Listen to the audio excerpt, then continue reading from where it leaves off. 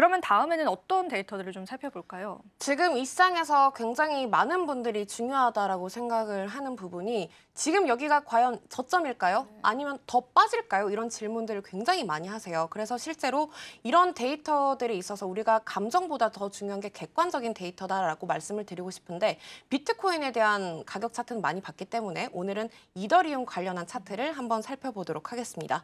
저도 포트폴리오에 실제로 이더리움이 꽤 많은 비중을 차지하고 있지만 실제로 고점 대비해서 올해만 해도 60%가량 빠진 상태이기 때문에 많은 분들이 실망을 했다라고 표현을 할 수가 있겠죠.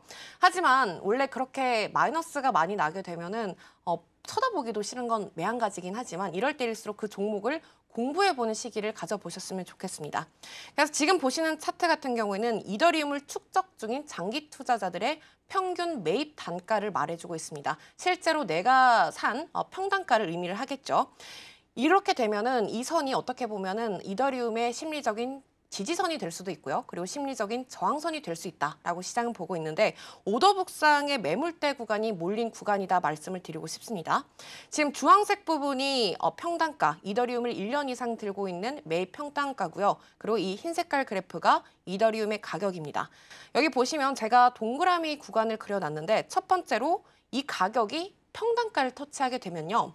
장기 투자자들 같은 경우에는 아무래도 단기적인 변동성보다 평단가를 굉장히 중요시 여기는 경향이 있기 때문에 이 주황색 아래로 가격이 내려가는 시기는 대다수의 장기 보유자들도 마찬가지로 손실 구간이다라고 판단을 해볼 수가 있겠죠.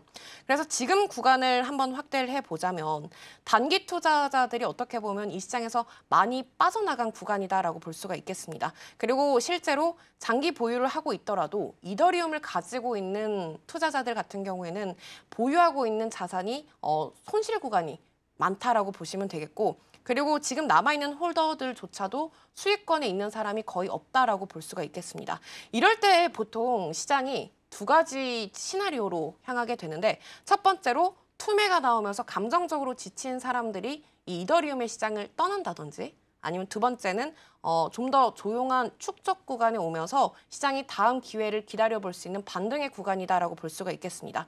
특히 지금 저가다라고 판단을 한 큰 손들이 실제로 이 평단가가 터치를 했을 때마다 이더리움의 가격이 다시 또 한 번 반등을 했었기 때문에 과거 데이터를 보면은 매수 시그널로 포착이 됐던 경우가 많거든요. 중장기적으로 봤을 때도 이 평단가를 터치했을 때 굉장히 반등하는 구간이라고 반등했던 사례들이 많기 때문에 19년도, 20년도 그리고 22년 말에도 실제로 여기서부터 시장이 다시 움직였다라고 판단을 해볼 수가 있겠습니다.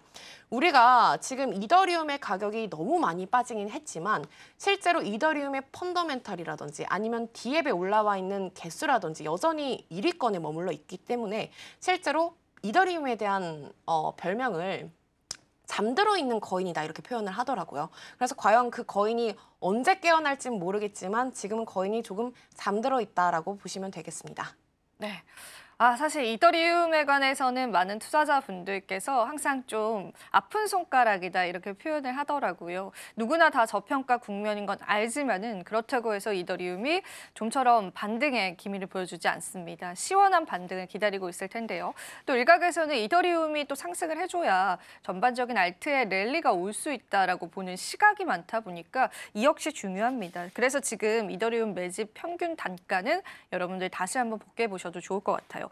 대부분의 장기 투자자들이 좀 이더리움 쪽에 관해서도 지금 손실 중인 것으로 좀 확인이 되고 있고 대부분 수익이 크게 나지 않은 상황입니다. 과거에도 이 상황에서 중장기적인 반등이 나왔던 만큼 지금도 많은 홀더들은 던지지 않고 버티고 있다라는 점을 여러분들 포인트로 가져가 보시면 좋을 것 같고요. 자, 그러면은 또 이더리움에 관해서 고민을 해봐야 될 것 같아요. 왜 이렇게까지 시장에서 주목을 받지 못하고 가격적으로 하락을 한다라고 보실까요? 사실 우리가 이더리움 하면 떠오르는 이미지가 하나 있습니다. 예를 들면 뭐 그 위에 올라가는 뭔가 사용하는 플랫폼이다라는 이미지가 강한데 여기 NFT라든지 스테이킹이라든지 이더리움에 굉장히 올라가는 D앱의 개수가 굉장히 많은 수가 나타내고 있죠. 하지만 최근 이더리움의 데이터를 보면은 이 활성 지갑수가 굉장히 떨어지고 있어요. 그래서 이더리움에 실망한 분들이 많겠지만 이럴 때일수록 펀더멘털과 구조적인 부분에 더 집중을 하셨으면 좋겠고, 그리고 지금 이더리움이 왜 이렇게 빠졌는지 지갑의 활성 주소도 한번 살펴보도록 하겠습니다. 자, 뭔가를 사용하는 플랫폼이라는 이미지가 강하다고 말씀을 드렸는데 실제로 여기에 뭔가를 사용하지 않으면 마찬가지로 활성 주소도 함께 하락하는 모습을 보이고 있겠죠.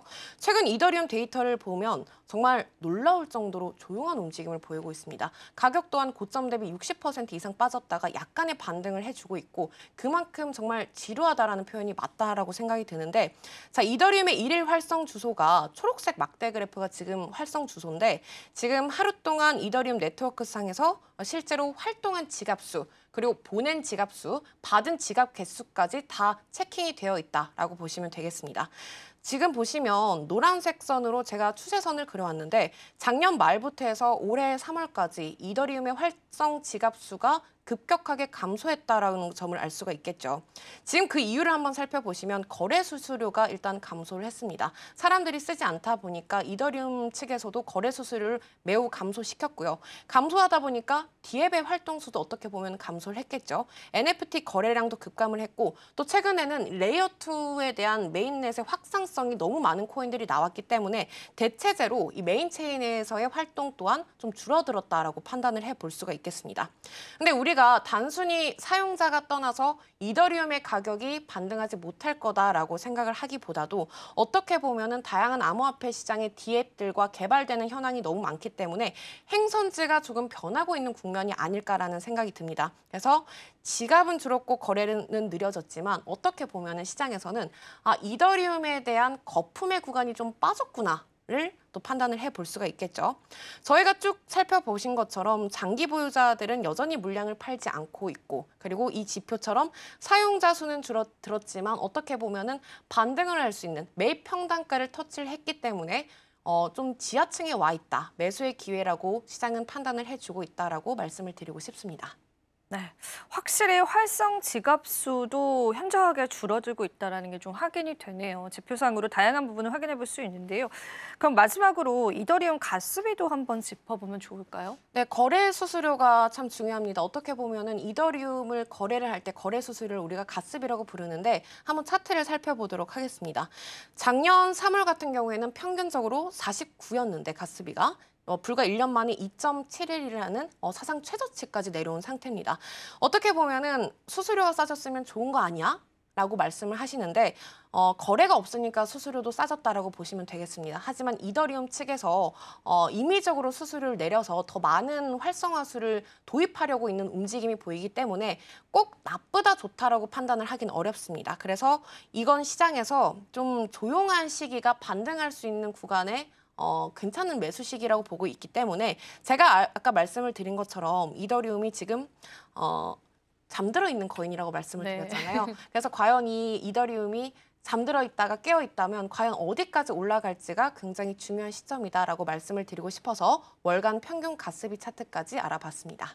네, 가스비 자체도 굉장히 크게 하락을 하고 있다는 게 좀 확인이 되고 있는 시점입니다. 여러분들 그 부분까지도 좀 체크를 해보시고요.